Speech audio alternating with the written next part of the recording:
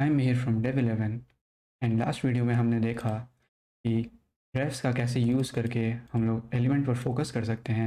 अब हम move on करते हैं सेकंड यूज़ केस पे, जहाँ पे रेफ का यूज़ करके हम लोग HTML के डॉम प्रॉपर्टीज़ को देखेंगे। इसमें पर्टिकुलरली मैं फोकस करूँगा कि अगर इनपुट एलिमेंट है तो मैं उसका वैल्यू निकालना चाहता हूँ।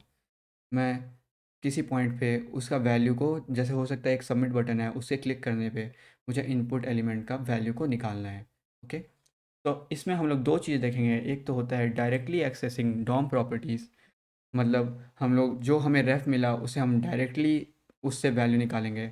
और एक होता है फॉरवर्ड रेफ का कॉन्सेप्ट, ये फॉरवर्ड रेफ्स का कॉन्सेप्ट जो कि मैं आपको इम्प्लीमेंटेशन के समय समझाऊंगा। तो आइए देखते हैं कैसे हम लोग रेफ का यूज़ करके डॉम का प्रॉपर्टीज़ एक्सेस कर सकते हैं एंड कैसे हम किसी इनपुट एलिमेंट का वैल्यू निकाल सकते हैं। तो अब मान लेते हैं हमारे पास एक बटन है सबमिट, जिसके क्लिक होने पर हम लोग इस इनपुट वैल्यू को, इनपुट रेफ से हम लोग उसका वैल्यू निकालना चाहते हैं। तो इसके लिए हम लोग लिख लेंगे बटन ऑन क्लिक, लेट से उस फंक्शन का नाम दे देते हैं हम लोग हैंडल सबमिट, सॉरी सबमिट, वो फंक्शन बना लेते हैं।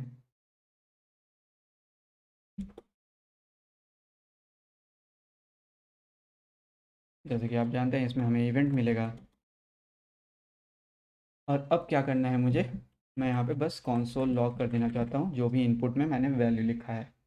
तो इनपुट रेफ डॉट करेंट, जैसा कि हमने देखा, डॉट वैल्यू, राइट।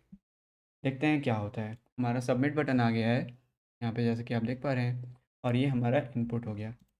और कंसोल को मैं क्लियर कर लूँगा, यहाँ पे कुछ वैल्यू लिखते हैं, हाय देयर।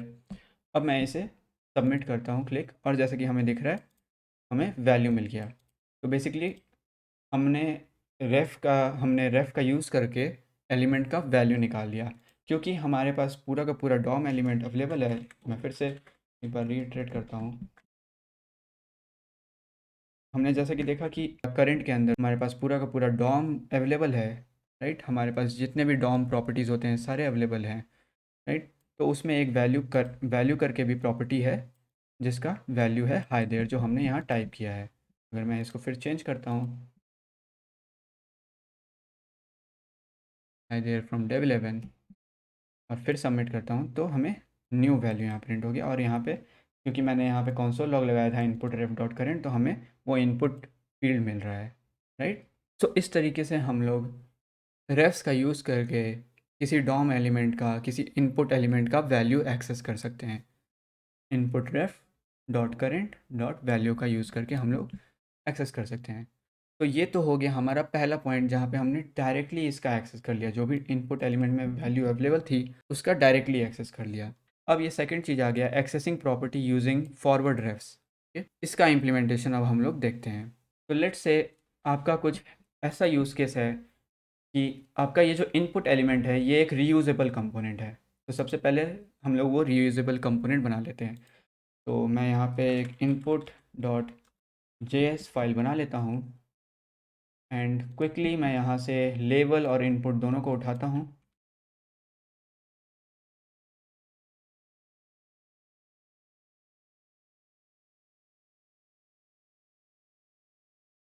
इसमें हमें कुछ प्रॉप्स मिलेंगे, जैसे कि आप जानते हैं।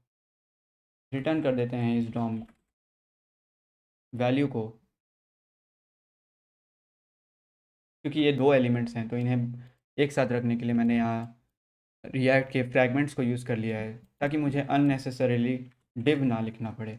तो हमें कुछ चीज़ें प्रॉप्स में चाहिए होंगी, राइट। जैसा कि हमें प्रॉप्स में से हम लोग मान लेते हैं ये नेम हमें उठाना है, HTML फॉर और नेम हमें उठाना होगा, और आईडी उठानी होगी। तो मैं इन तीनों को कर देता हूँ props dot ID what ever. Okay, ये चीज़ हो गई। यहाँ पे हम लोग बोल सकते हैं प्रॉप्स डॉट लेबल टेक्स्ट, क्योंकि ये रीयूजेबल कंपोनेंट है तो ये सारे वैल्यूज़ हम लोग बाहर से पास करेंगे। और इन हम लोग कितने भी बार डिफरेंट डिफरेंट वैल्यूज़ पास करें, ये वो सारे वैल्यूज़ को लेके उसी हिसाब से चेंज हो जाएगा। ओके, तो ये तो दो चीज़ हो गई। अब बात आता है कि मेरे पास रेफ कैसे आएगा, और मैं इस रियूजेबल कंपोनेंट से, इस input डॉट जेएस कंपोनेंट से ऐप को वो रेफ कैसे पास करूँ, right.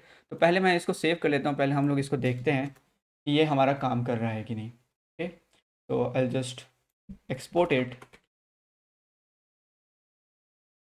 Default input.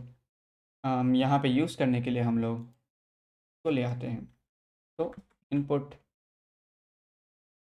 Fully it will import it, right. हाँ, इम्पोर्ट हो गया और सेल्फ क्लोजिंग टैग है, तो यहाँ पे मैं इसे बंद कर देता हूँ।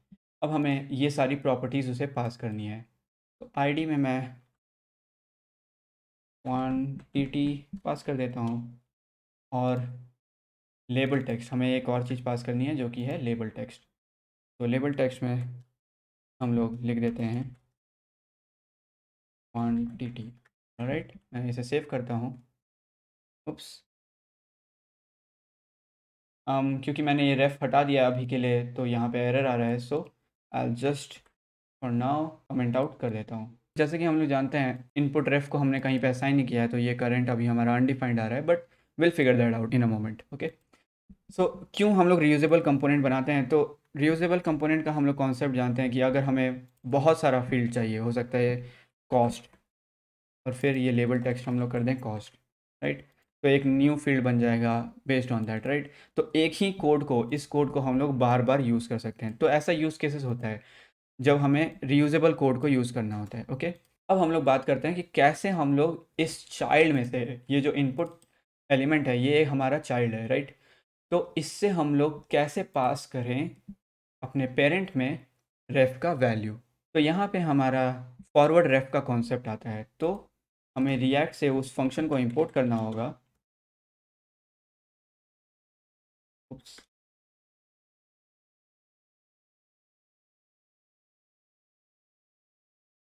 सॉरी, फॉरवर्ड रेफ, राइट। और मेरे को क्या करना है, इस फंक्शन को मेरे को रैप कर देना होगा विद द फॉरवर्ड रेफ, ताकि रेफ अवेलेबल हो जाए। तो ये थोड़ा सा बॉयलर प्लेट है, but I will explain everything. Lastly हमें यहाँ पे फिर एक रेफ प्रॉपर्टी अवेलेबल हो जाएगी, जिसको हम लोग यहाँ पे पास कर देंगे। अब मैं एक्सप्लेन करता हूँ क्या हो रहा है।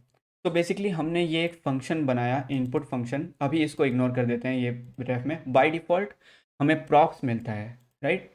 बट रिएक्ट ने हमें एक फ़ंक्शन, एक हाई ऑर्डर फ़ंक्शन, जिसको हम लोग आगे चल के देखेंगे, but it's kind of a function, एक ऐसा फ़ंक्शन होता है जो जो भी उस फंक्शन को हमने पास किया उसको मॉडिफाई करके एक न्यू तरीके का फंक्शन रिटर्न करता है।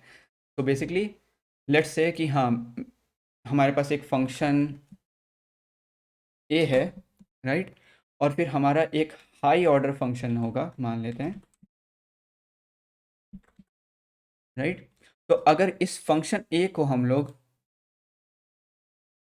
इस हाई ऑर्डर फंक्शन में पास करते हैं, तो ये क्या करता है, एक मॉडिफाइड फंक्शन हमें दे देता है, मॉडिफाइड फंक्शन ए।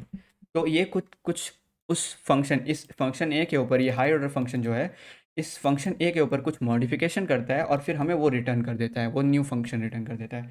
तो ये फॉरवर्ड रेफ क्या कर रहा है, ये बेसिकली इनपुट पे एक मॉडिफिकेशन कर रहा है, और ये हमें सेकंड पैरामीटर अवेलेबल करवा रहा है। पहले ये पैरामीटर नहीं था। अगर मैं ये इनपुट, ये फॉरवर्ड रेफ हटा दूँ और सिर्फ इनपुट यहाँ लिख दूँ, तो हमारा एरर आ जाएगा, क्योंकि ये जो सेकंड पैरामीटर है ये हमें अवेलेबल नहीं है। ओके, तो उसके लिए हमें इस इनपुट फंक्शन को रैप करना होगा with this high order function जिसका नाम है फॉरवर्ड रेफ।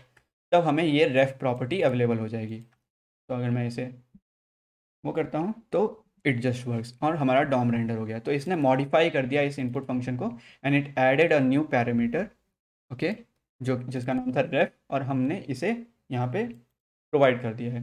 तो अब ऐप डॉट जेएस में इसको यूज़ करने के लिए हमें सिंपली लिखना होगा रेफ इक्वल टू इनपुट रेफ, और इसे मैं सेव कर देता हूँ, तो हटा देता हूँ, रिफ्रेश, और हमें इनपुट रेफ अवेलेबल हो गया, राइट। अब सेम सेम तरीके से हम लोग इनपुट रेफ पर ऑन लोड पे फोकस कर सकते हैं। जैसे कि देख रहे हैं हम लोग, जैसे ही हमारा ऐप रीलोड हुआ, फोकस आ गया वहाँ पे, राइट। और सेम तरीके से हम लोग कुछ अगर वैल्यू लिखते हैं, hi there from dev11 and submit करते हैं, तो हमें वैल्यू भी प्रिंट हो गई इस फंक्शन का यूज़ करके, राइट। तो ये हो गया हमारा फॉरवर्ड रेफ का कॉन्सेप्ट। ठीक, हमने क्या किया, हमने रिएक्ट से एक फॉरवर्ड रेफ हाई ऑर्डर फंक्शन को इंपोर्ट किया। उसने क्या किया, जो हमारा ओरिजिनल इनपुट फंक्शन था उसको मॉडिफाई करके उसके ऊपर एक ref as a parameter in the function available करवा दिया, जिसको हमने इस इनपुट में रेफ को बाइंड कर दिया, राइट।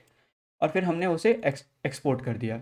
और फिर जब ऐप कोई भी हमारा जो पेरेंट कंपोनेंट है वो जब भी उस इनपुट को इंपोर्ट करता है तो उसके पास ये रेफ प्रॉपर्टी अवेलेबल हो जाएगी।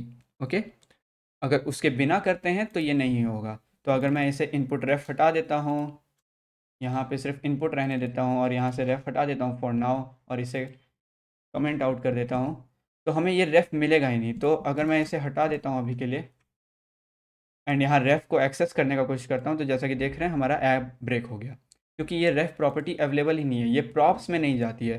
This is a special property जो कि as a second parameter available होती है। तो हमें फिक्स करने के लिए उस हाई ऑर्डर फंक्शन में उसे पास करना होगा and our app started working as soon as I saved. Okay, तो ये तो था हमारा second concept about refs in React. तो एक बार फिर से हम लोग अपना डायग्राम देख लेते हैं। तो ये तो था हमारा सेकंड कॉन्सेप्ट ऑफ रेफ, जहाँ पे हमने देखा कि कैसे हम लोग रेफ का यूज़ करके एलिमेंट का डॉम प्रॉपर्टीज़ यूज़ कर सकते हैं, एक्सेस कर सकते हैं। And in our case we access the value property of that Dom.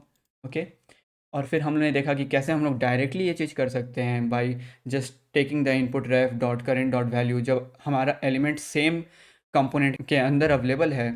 और हमने ये भी देखा कि हो सकता है वो एलिमेंट रीयूजेबल कंपोनेंट है, हो सकता है वो बहुत बार एक्सेस हो सकता है, और वो चाइल्ड में है, तो उसको हम लोग पेरेंट में कैसे एक्सेस करें, उसका रेफ को हम लोग पेरेंट में कैसे एक्सेस करें यूजिंग फॉरवर्ड रेफ्स।